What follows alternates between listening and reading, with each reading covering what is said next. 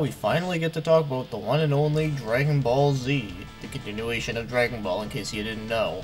Now last year when I took a look at Dragon Ball, I really enjoyed it. So now we get to talk about its sequel, so of course I'm not going to explain like every single little thing, but I will have to explain some new things because this one has made some big changes. So this one takes place 5 years after the original one and it still stars Goku. And now he lives on Master Roshi's island. And he has a son named Gohan. But one day a creature named Raditz arrives on Earth. And he got there because he was trying to track down Goku because he was taking a sweet ass time of trying to take over the world.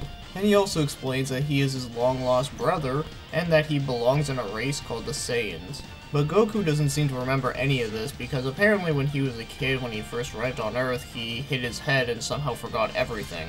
Which is why he never took over the world because that was his original mission, where now he's just a carefree person who just, you know, cares for his friends. So Raditz is all like, oh yeah, you're gonna help me destroy this world, but of course he refuses and then he ends up stealing Gohan away from him. And now Goku has to team up with Piccolo to try and rescue him.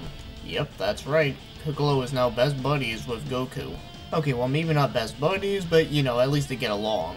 So during the fight, Goku ends up sacrificing himself to rescue his son, and now he goes to the afterlife where now he has to train under King Kai. And he has to train as long as he can until someone gets all the Dragon Balls. Now this is the part that kinda takes a while because all the other characters are trying to get all the rest of the Dragon Balls, and Piccolo is training Gohan to be a better fighter, and well of course, he's telling him how to dodge! Okay, I had to take that joke from the abridged series, but anyways. So eventually Goku gets brought back to life, but it doesn't happen so easily. Because now there are two Saiyans arriving on Earth named Vegeta and Nappa, and they are so much stronger than Raditz that they can probably kill Raditz with just using a pinky. So as soon as those guys arrive, pretty much all the characters that you once knew in the original series pretty much dies. So Tien, Chaozu, and even Yamcha are no more. It is kind of unfortunate because they were actually kind of awesome in the original, but oh well.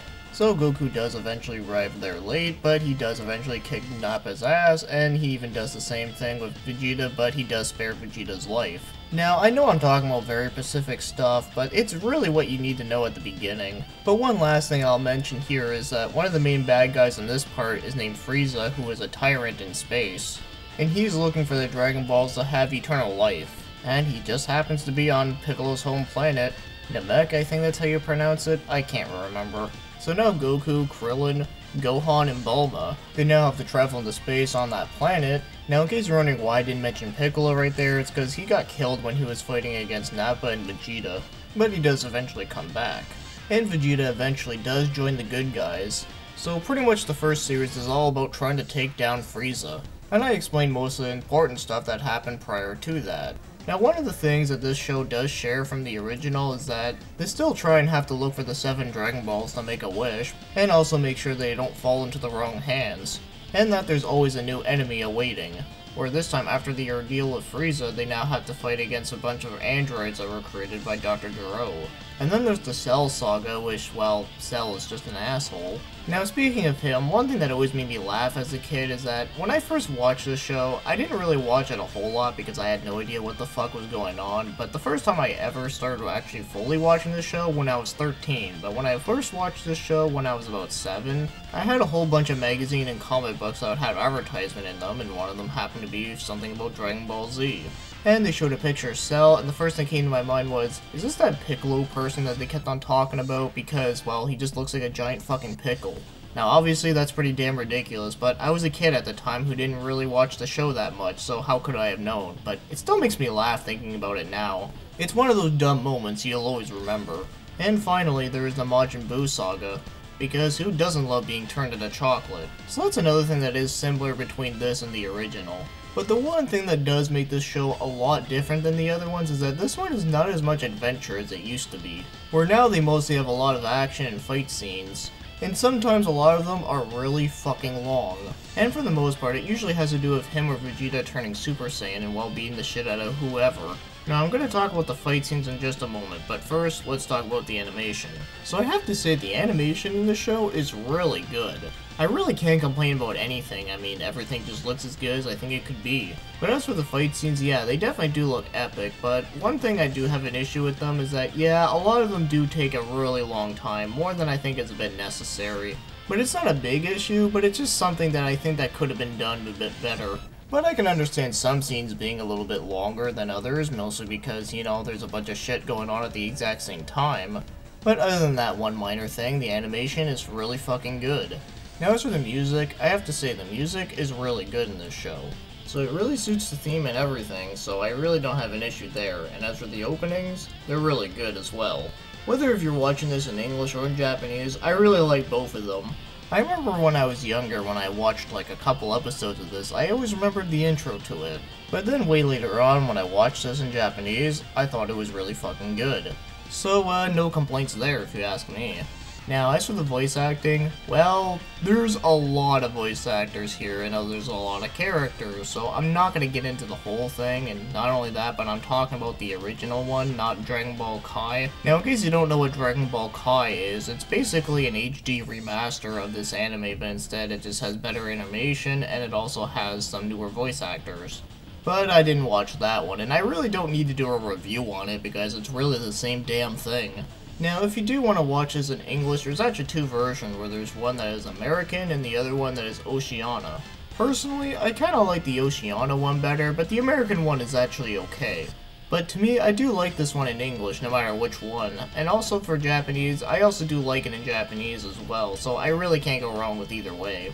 Although the only one complaint I do have about the Japanese one, as far as I can tell, is that I really don't like the voice for Goku. It just sounds kind of annoying, but other than that though, it's not the worst thing in the world. I mean, it's definitely better than the voice for Liner in Japanese from Untitled Chapter, because to me, that was one of the worst Japanese voice acting I ever heard. Well, I don't know, maybe it could be good in Japanese, but whatever, what do I know? But other than that one thing, the Japanese one is great, so really, no matter which one you're watching it, I like both of them. Although I'm pretty sure there are some people that will complain saying how the English one was all like censored and shit, but honestly, I really couldn't give a shit less. I mean, from all the changes that I have seen from the Japanese and from the English, it wasn't anything all that big. Now sure, there was a lot of things that were changed, but nothing that made me feel really angry about it. I mean, it's not like this thing was published by 4Kids. But generally speaking, I don't think it's the first world problems here. Now, I know there's a lot of shit going on these days where a lot of people are getting angry about certain things coming out and then people are changing them, but this was a whole other thing. I really don't think that some of the changes in this show happened because people were being offended by it, but I can't tell you why they did it because I just honestly don't have a fucking clue. But either way, I still enjoyed the show anyways. So now, let's move on to the score, and well, if I were to rate this one, I'm gonna give it an 8 out of 10. This is a pretty good show, and well, I don't think it's as good as the original one, mainly because I really like the whole adventure aspect from the first one. But this one is still pretty fun. I mean, you get a lot of good action scenes, you also get a lot of funny shit. Hell, even just some of the fillers in this show are pretty damn funny. Just for an example, there's the one with Piccolo and Goku having to get their driver's license. Why? Because why the fuck not? But even without the fillers, the show is still pretty funny at times. And personally, I do think the show is a little bit on the overrated side, but of course, just because something is overrated does not mean it is bad. I still find it to be a pretty enjoyable show. I mean, that's why I'm giving it an 8 out of 10, but the only issue I have with it is just, well, some of the fight scenes are a little bit too long, and I think some of them could have been cut down a little bit. Because other than that, I really don't have much else to say. Then again, I'm sure most of you that are watching this have probably watched this entire show like a bunch of times. So I'm pretty sure a lot of this is like, oh well, no shit, but then again, that's what I'm here to explain it for, just in case if there's someone watching this that just, I don't know, maybe lived under a rock. And as usual, I'm here to tell you how I think about this show, and well, I do think it is a really good show, though I do prefer the original. And then next year, oh man, we get to talk about GT, which is the one that everyone likes to shit on.